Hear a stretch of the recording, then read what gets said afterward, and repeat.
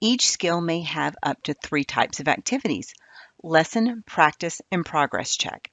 The progress check includes 5 questions for that topic and is only unlocked once the student completes all the activities for that skill. Now, the progress check is critical since it determines the learning path going forward.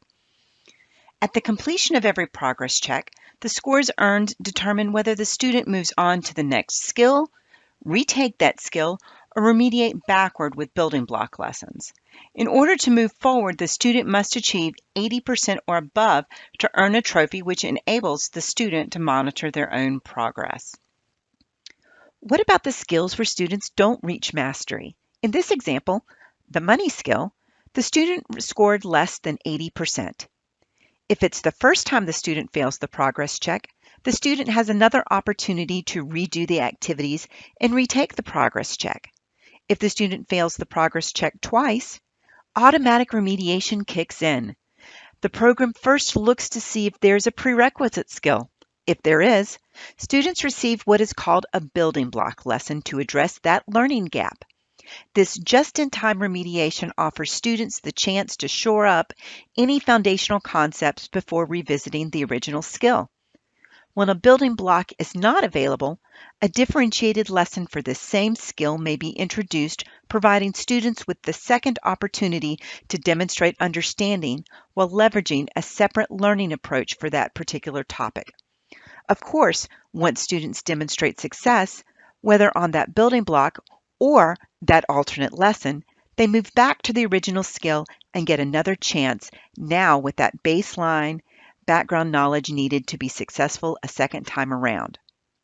So you might be asking, what happens if a student is still not successful in the building block or alternate lesson? In this case, 2 things could happen.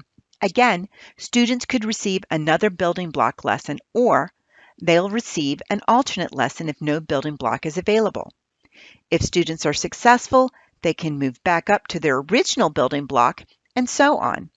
If students are unsuccessful, they'll be given an option to retake that skill using an alternate lesson. Building blocks never dip below 2 prerequisite skills.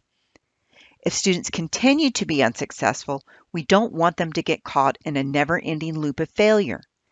That's why we do a couple of things. While all of this is happening, you as the teacher are receiving regular notifications on your teacher dashboard and have the ability to drill into the knowledge map to see where students are struggling and how they're performing on each progress check. This is your chance to intervene, either using lesson ideas and worksheets for a bit of offline support or via digital assignments you can easily deploy. Sometimes you can't get to a student in time, so we never allow them to struggle for too long. No more than 2 attempts at skill mastery are allowed before a student can proceed in their learning path.